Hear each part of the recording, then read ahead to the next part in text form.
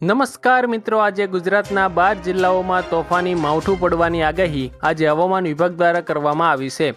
તો આજે આપણે આ વિડીયોમાં ગુજરાતના કયા જિલ્લાઓમાં કેવો વરસાદ પડશે, આજે વાવાઝોડું ક્યાં ટકરાશે, આ વર્ષે હવે ચોમાસું ક્યારે આવશે, કેવો વરસાદ પડશે અને આ વર્ષે કેવા મોટા વાવાઝોડા આવવાના છે તે દરેક હવામાન સમાચારોની વાત આજના આ વિડીયોમાં આપણે કરીશું।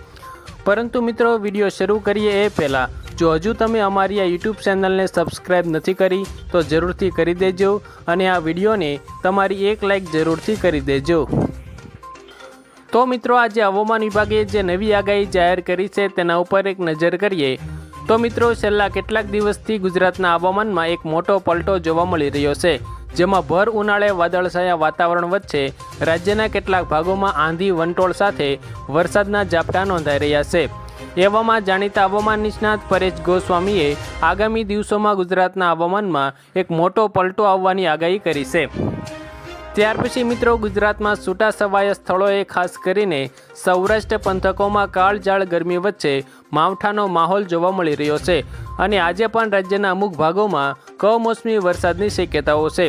ત્યારે હવામાન વિભાગ દ્વારા હીટ વેવની પણ આગાહી કરવામાં આવી છે। 9 થી 13 મે દરમિયાન કચ્છ, રાજકોટ, મહેસાણા, વડોદરા, સુરત અને અમદાવાદ સહિતના શહેરોમાં ઉષ્ણ લહેરની ચેતવણી પણ આપવામાં આવી છે।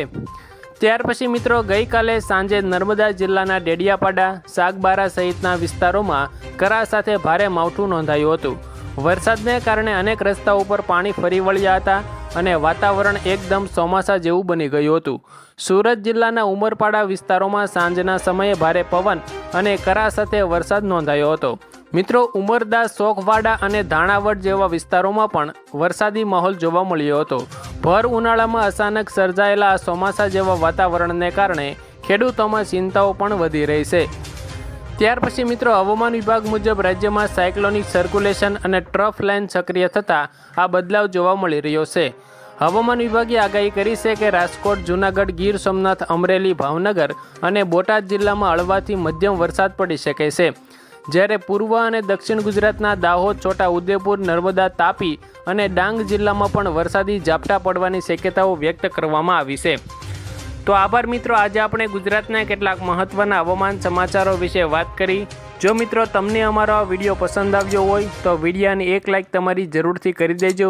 ચેનલમાં નવા છો તો ચેનલને સબસ્ક્રાઈબ કરી દેજો અને તમારા અન્ય ખેડૂત મિત્રો સુધી આ વિડીયોને શેર કરી દેજો, જેથી તેમને પણ આજના તાજા અને નવા હવામાન સમાચારોની જાણકારી મળી શકે।